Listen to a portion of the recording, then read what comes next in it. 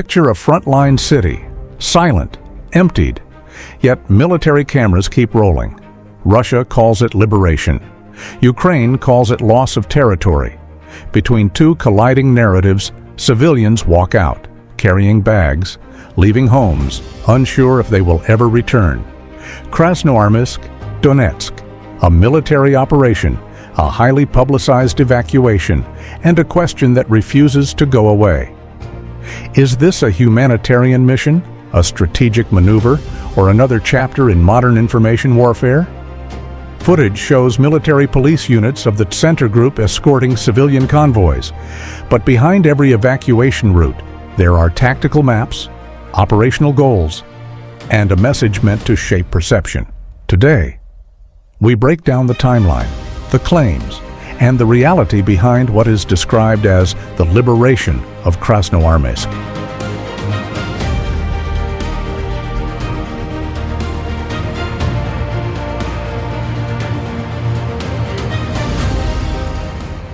Eastern Donetsk, a belt of towns shaped by artillery, trenches, and shifting control lines. Krasnoarmeysk, a transport node, a logistical hinge, a city sitting too close to the fire. For months, supply routes pulsed through its roads.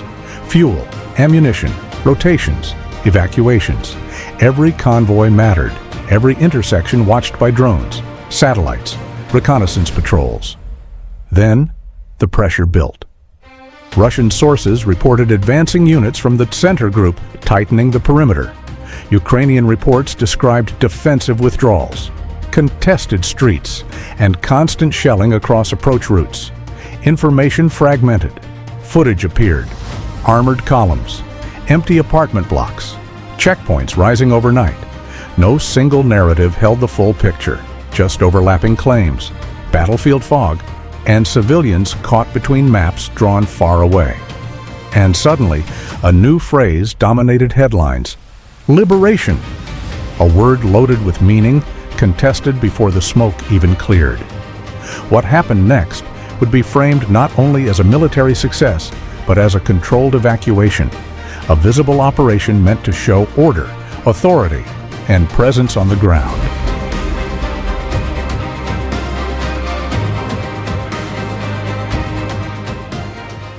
Cameras switch on, convoys assemble, military police units, center group positioned at intersections, bridges, exit corridors.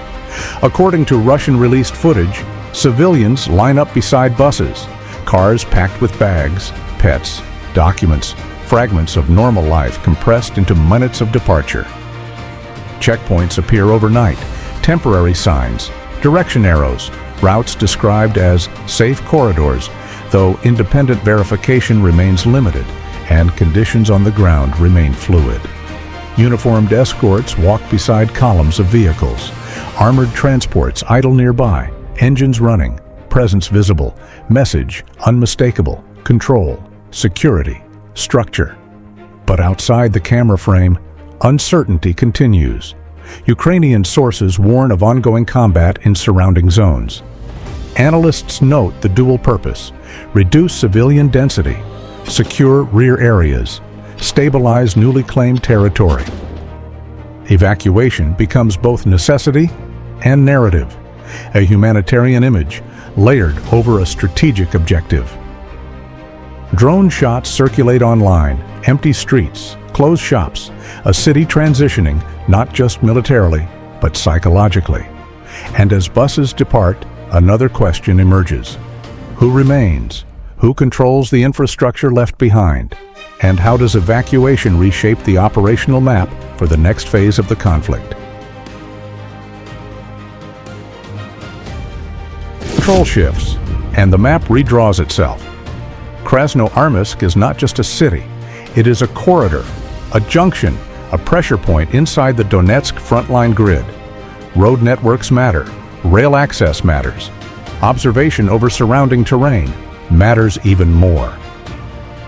Military analysts point to three immediate implications. First, logistics. If control is consolidated, supply lines shorten for one side, lengthen for the other. Fuel convoys reroute, ammunition flows adjust, Every kilometer changes response time on the battlefield. Second, defensive depth. Evacuated urban zones reduce civilian presence, allowing heavier fortification. Checkpoints evolve into hardened positions. Warehouses become depots, administrative buildings, potential command nodes. Third, information warfare. Images of organized evacuation signal stability, governance, authority.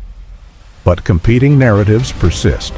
Ukrainian officials and independent observers caution that frontline conditions remain volatile and territorial claims remain contested.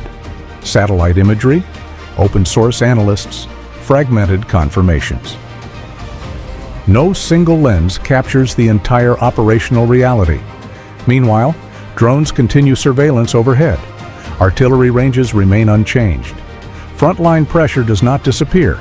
It shifts, adapts, prepares for the next movement. Because in modern warfare, capturing ground is only phase one. Holding it, stabilizing it, integrating it into a broader operational plan. That is the longer game. And beyond the tactical map, beyond strategic corridors, another layer remains unresolved: the human cost and the uncertain future of those who left.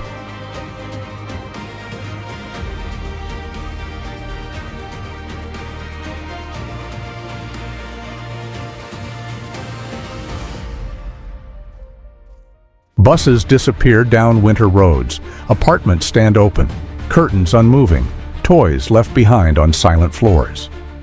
For civilians, evacuation is not strategy. It is disruption, displacement, uncertainty without a clear return date.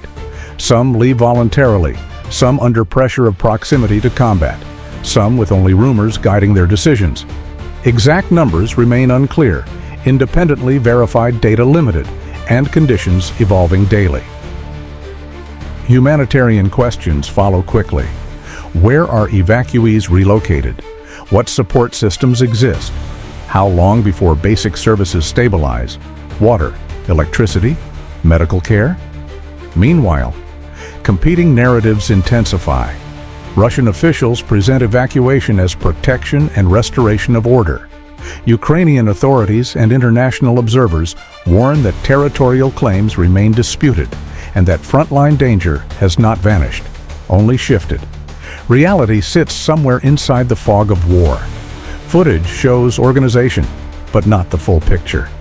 Maps show control, but not long-term stability.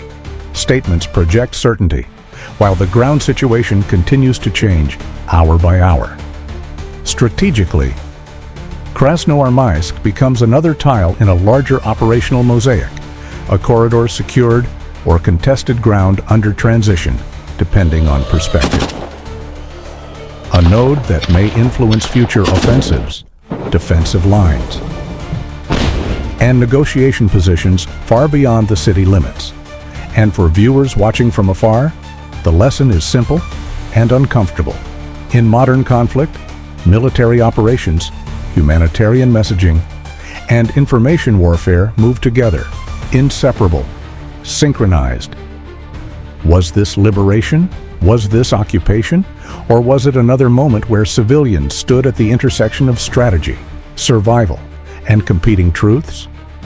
The front line moves on, the narrative continues, and the people who left carry the real weight of every decision made on maps they never drew.